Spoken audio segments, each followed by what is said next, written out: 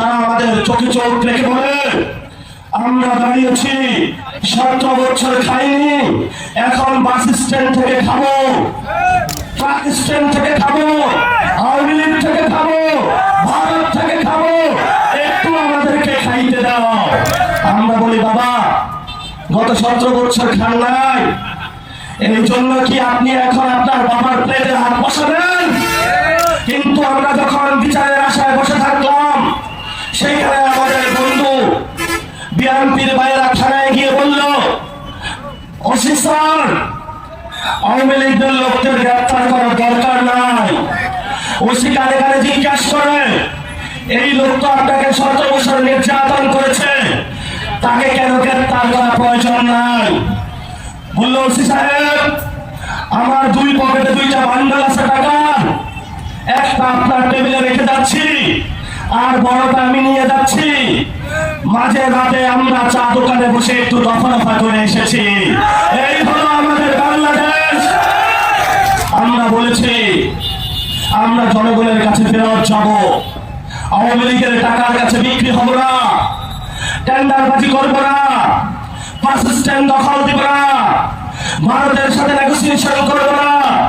আমরা বাংলাদেশকে তৈরি করতে চাই, তরুণদের কর্মসংস্থানের ব্যবস্থা করতে চাই, নিরাপদ নারীদের জন্য বাংলাদেশ গঠন করতে চাই, নিরাপদ বাংলাদেশ আলেমদের জন্য গঠন করতে চাই, বাংলাদেশের সঠিক শিক্ষা ব্যবস্থা বাস্তবায়ন করতে চাই, বাংলাদেশে একটি সুন্দর চিকিৎসা ব্যবস্থা আমরা বাস্তবায়ন করতে চাই, বাংলাদেশকে আমরা নিরাপদ করতে চাই, হিন্দু ভাইদের জন্য বাংলাদেশের সীমান্ত হত্যাকাণ্ড বন্ধ করতে চাই, বাংলাদেশের পুশিং বন্ধ করতে চাই, বাংলাদেশের পুলিশ সংস্কার করতে চাই, বাংলাদেশের মিলিটারি সংস্কার করতে চাই, বাংলাদেশের অর্থনৈতিক সংস্কার করতে চাই, বাংলাদেশের ব্যবসায়ী জগৎ সংস্কার করতে চাই, বাংলাদেশে যেইখানে অনুন্নত জীবন রয়েছে রংপুরবাসীর জীবনের ভাগ্যচক্র পরিবর্তন করতে চাই।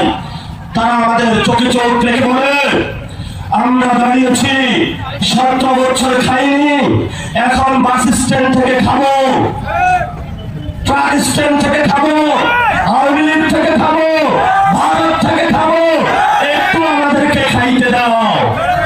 আমরা বলি বাবা গত 17 বছর খান নাই, এই জন্য কি আপনি এখন আপনার বাবার প্লেটে হাত বসাবেন, মায়ের প্লেটে হাত বসাবেন? যে মানুষগুলো গত 17 বছর যখন পালিয়েছিলেন আপনাদের বিভিন্ন ঘরে তাদেরকে আশ্রয় দিয়ে নিরাপদ করেছেন, মসজিদে আশ্রয় দিয়েছেন, মন্দিরে আশ্রয় দিয়েছেন, আপনার ধান খেতে লুকিয়েছিল, আওয়ামী লীগ এসেছে, পুলিশ এসেছে, বলেছেন এখানে কোনো বিএনপির লোক নাই, জীবনের রিস্ক নিয়ে আপনারা তাদেরকে নিরাপদ রেখেছেন। কিন্তু সেই লোক আজকে এসে আপনার পকেট থেকে টাকা নিয়ে যায়, আপনার ঘরে হামলা চালায়, আপনার বোনদেরকে হ্যারাস করে, আপনার বউকে হ্যারাস করে, বিভিন্ন ব্যবসায়ী ভাইদেরকে হ্যারাস করে। আমরা এই স্বপ্ন পরিবর্তনের জন্য বাংলাদেশে যারা আসলেই পরিবর্তন করতে পারে আপনাদের কাছে এসেছি।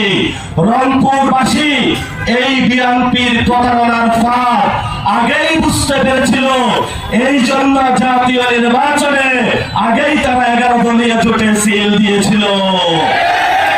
রংপুর থেকে যেভাবে 24-এর গণঅভ্যুত্থান শুরু হয়েছিল, তেমনি বাংলাদেশে বিএনপির প্রতারণা, জুলাইকে বিকৃত করা, বাংলাদেশের মানুষকে ধোঁকা দেওয়া, বিএনপির পতন ধ্বনি রংপুর থেকেই শুরু হয়েছে। ওরা বলে যে রংপুরবাসী 11 দলীয় ভোট দিয়েছে, যেহেতু তারা ভোট দিয়েছে আমরা তাদের উন্নয়ন করব না। রংপুরবাসী না খেয়ে থাকতে পারে, কিন্তু রক্তের সাথে তারা বেইমানি করবে না। রংপুরবাসী না খেয়ে থাকতে পারে, কিন্তু শহীদ ওয়াসিম মুগ্ধের রক্তের সাথে জীবনেও তারা বেইমানি করবে না। এটাই হলো রংপুর, এটাই হলো দিনাজপুর, এটাই হলো ফুলবাড়ি। এই ফুলবাড়িতে যতটুকু কয়লা আছে, যদি এই কয়লাও সঠিকভাবে বিক্রি করা যেত, বাংলাদেশের সবচেয়ে ধনী উপজেলা আজকে ফুলবাড়ি থাকতো। কয়লা তারা চুরি করে বিক্রি করে না? উন্নত মানের কয়লা আছে, কয়লার উপরে আপনারা ভাসছেন। এই কয়লা যদি উঠাইতে পারেন, ফুলবাড়ির ওইখানে বিএনপি উন্নয়ন করা লাগবে না। ফুলবাড়ি বাংলাদেশের ফুলবাড়ির টাকা দিয়েই পুরো বাংলাদেশ চলতে হবে ভবিষ্যতে। প্রিয় ভাইরা, বক্তব্য শেষ করব। এখানে অনেক এইচএসসি পরীক্ষার্থী এসেছেন, তারা বলেছে যে আমার গলা পরিমাণ পানি দিয়ে গিয়ে সাঁতরিয়ে আমি আজকে পরীক্ষাটা দেওয়া আমার জন্য কষ্টকর। আজকে পরীক্ষাটা স্থগিত করেন, কালকে থেকে যদি সবকিছু ঠিক হয় আমি কালকে থেকে পরীক্ষাটা দেব। এই কথা বলার কারণে পুলিশের লাঠি পড়লো। আমাকে অনেক শিক্ষার্থী জানাইলো রাতের বেলা ডিবি থ্রেট দিচ্ছে, অভিভাবক পরিচয়ে এনআইসআই কে মাঠে নামানো হয়েছে, বিভিন্ন জায়গায় শিক্ষার্থীদেরকে গ্রেফতার করা হচ্ছে।